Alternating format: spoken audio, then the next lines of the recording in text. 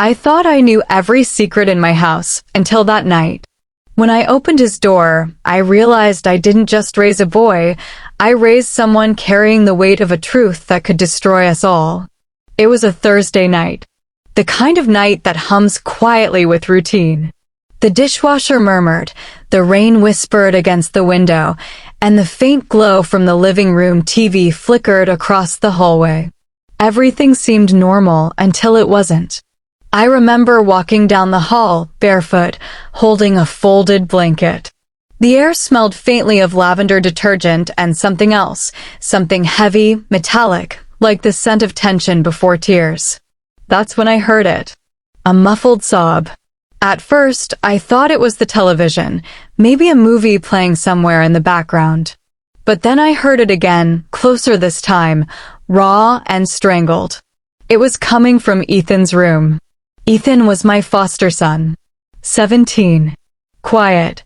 Reserved. The kind of boy who smiled politely but never too long.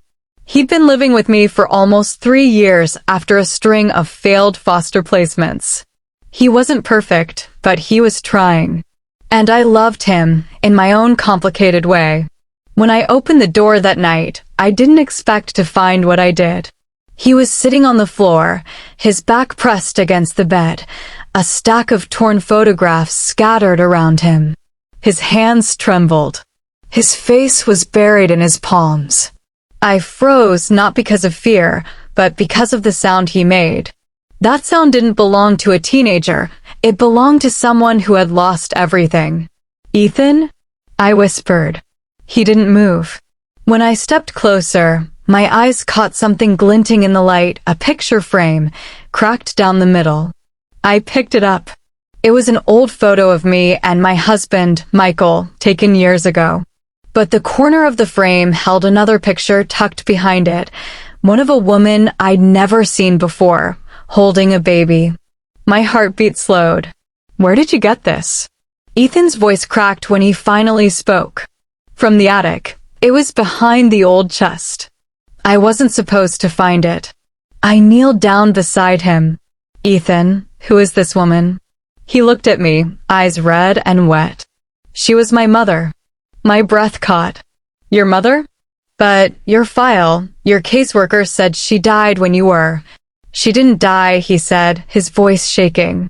"She left me. And she left me with him." He pointed at the man in the photo. "My husband." For a long time, I just stared at that picture, my mind refusing to process what I was seeing. Michael's arm was around the woman.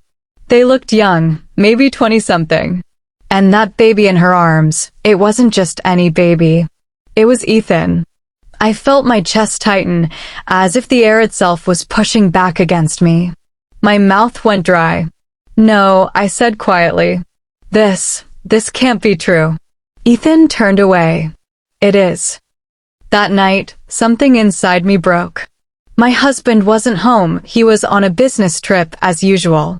I sat in the dark with Ethan for hours, both of us silent, both of us drowning in the same ocean of confusion. When he finally spoke again, it wasn't anger that filled his voice. It was shame. "I wasn't supposed to find out," he said. "I found the letters too. The ones he wrote to my mom. He told her he couldn't keep me because of you." "Because of me?" I whispered. He nodded. He said he couldn't risk losing his marriage. I felt my hands tremble. Every word cut through me like a blade. My husband, the man I built my life with, had lied to me. He had fathered a child years before we met. And then that child had somehow been placed into my care. My foster son was my husband's son. The days that followed were a blur. I moved through the house like a ghost. Every picture frame, every memory, felt contaminated. I didn't know if I was angrier at Michael for lying or at myself for not seeing it sooner. Ethan avoided me at first. He started skipping dinner, locking himself in his room. The silence between us grew heavier each night, pressing down on the walls until even the air felt suffocating. One evening, I found him in the backyard, sitting under the oak tree. The sky was a soft, bruised pink, and he looked so small against it. I sat beside him, my hands folded in my lap. "You didn't do anything wrong," I said finally. "You were just a child." He didn't look at me. "Then why does it feel like I ruined everything?" "You didn't ruin it," I said softly. "The truth did. When Michael came home, I didn't scream. I didn't throw things. I just handed him the photo." His face went pale. "Where did you get this?" he asked. "From Ethan," I said. "Or should I say from your son?" For a moment, he said nothing. Then his knees seemed to buckle under the weight of it all. "I was young, Anna. I made mistakes. I didn't know." "You didn't know what?" I snapped. "That your son ended up in foster care? That the woman you abandoned died alone? That I've been raising your child while you pretended he was a stranger?" Tears filled his eyes, but I couldn't find sympathy. Years of trust, years of marriage, shattered in a heartbeat. That night, he packed a bag and left. He said he'd stay with a friend for a while. I didn't stop him. In the months that followed, Ethan and I slowly found our way back to each other. It wasn't easy. Sometimes, I'd see Michael's eyes in him and feel the sting of betrayal all over again. But then he'd smile, softly, shyly, and I'd remember the boy who had cried on his bedroom floor, the boy who just wanted to belong. One morning, he came into the kitchen, holding a cup of coffee like a peace offering. "You don't have to keep me here," he said quietly. "I can ask my caseworker to move me." I looked at him, really looked at him. "Ethan," I said, "you may have come here as a foster son, but you're family now. And you're staying. Not because of what he did, but because of who you are." That was the first time he cried openly in front of me since that night. And that was the moment I realized sometimes love isn't about blood. It's about choice.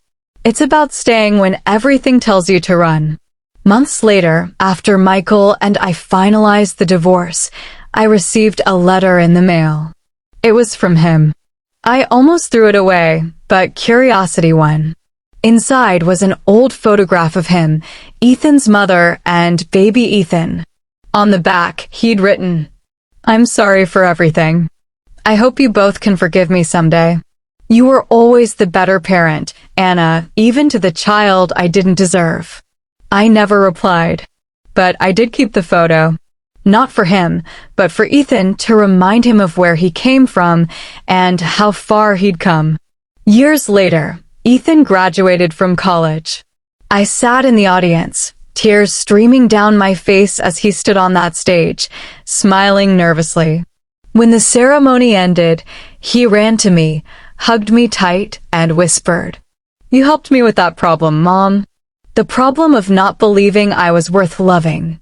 That was the real meaning behind the words on our thumbnail, "Son, I can help you with that problem." It wasn't about shame, it was about healing. Helping him face the weight of his past. Helping him believe in himself again. If this story touched your heart, don't forget to leave a comment below. Tell us what you would have done in Anna's shoes.